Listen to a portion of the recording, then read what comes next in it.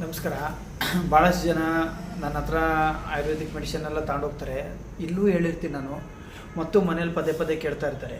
ಆದರೆ ನಮ್ದು ಏನಂದರೆ 100 ಸತಿ ಕೇಳಿ, ಆದರೆ ನಾವು ಮಾಡೋ ರೀತಿ ತಪ್ಪಾಗಬಾರ್ದು.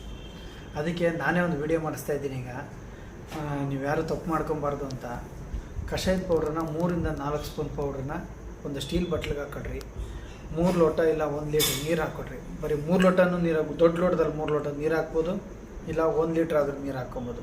ಅದು ಕಾಲು ಭಾಗ ಆಗೋವರೆಗೂ ಚೆನ್ನಾಗಿ ಕುದಿಸ್ಬಿಟ್ಟು ಈಗ ಅವ್ರದ್ದು ಗಾಯ ಎಲ್ಲವರೆಗೆ ಇರುತ್ತೋ ಅದಕ್ಕಿಂತ ಒಂದು ಅಡಿ ಮೇಲೆ ಉಗುರು ಬೆಚ್ಚನೆ ನೀರು ಮಾಡ್ಕೊಬೇಕು. ಪೇಷಂಟಿಗೆ ಗೊತ್ತಾಗೋದಿಲ್ಲ. ನೀವು ಯಾರಾದರೂ ಫಸ್ಟು ಆ ಬೆಳ್ಳಿ ಇಟ್ಬಿಟ್ಟು ನೀಟಾಗಿ ನೋಡಿ, ಅದಾದಮೇಲೆ ಕಾಯಿಸಿರ್ತಿರಲ್ಲ ಕಷಾಯದ ನೀರನ್ನ ಸೋಸಿ ಅದರೊಳಗಡೆ ಹಾಕಿ 10 ರಿಂದ 15 ನಿಮಿಷ ಕಾಲಿಡಬೇಕು. ಆ ಕಾಲಿಡೋದ್ರಿಂದ ನಿಮಗೇನು ಉಪಯೋಗ ಅಂದರೆ, ಕಾಲಲ್ಲಿರೋ ಕ್ಯೂನೆಲ್ಲ ನಾವು ತೆಗಿಯೋದಕ್ಕಾಗೋದಿಲ್ಲ.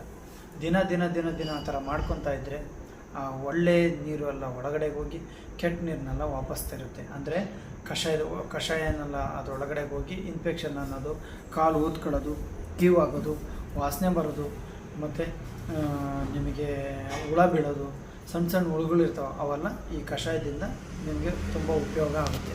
ಬ್ಯಾಂಡೇಜ್ ಎಲ್ಲ ನೀಟಾಗೆಲ್ಲ ತೆಗೆದು ಬಟ್ಟೆ ತೊಗೊಂಡೆಲ್ಲ ಒರೆಸಿ ಆಮೇಲೆ ಕಾಲನ್ನ ನೀವು ಕಷಾಯದ ನೀರಲ್ಲಿ ಇಟ್ಕೊಬೇಕು. ಆ ಥರ ಇಟ್ಕೊಳ್ಳೋದ್ರಿಂದ ನಿಮಗೆ ಕೆಟ್ಟ ವಾಸನೆ ಬರೋದು ಒಂದು ವಾರದಿಂದ 15 ದಿವಸದೊಳಗೆ ಎಷ್ಟೇ ಕೆಟ್ಟ ವಾಸನೆ ಬರ್ತಾ ಇರಲಿ ನಿಮಗೆ ಕಡಿಮೆ ಆಗುತ್ತೆ.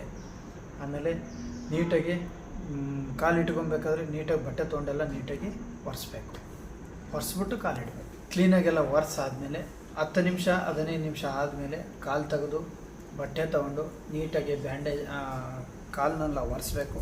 ಸ್ವಲ್ಪ ಕ್ಲೀನಾಗಿ ನೀಟಾಗೆಲ್ಲ ಹದ್ಬಿಟ್ಟು ಕೀವೆಲ್ಲ ತೆಗಿಬೇಕು.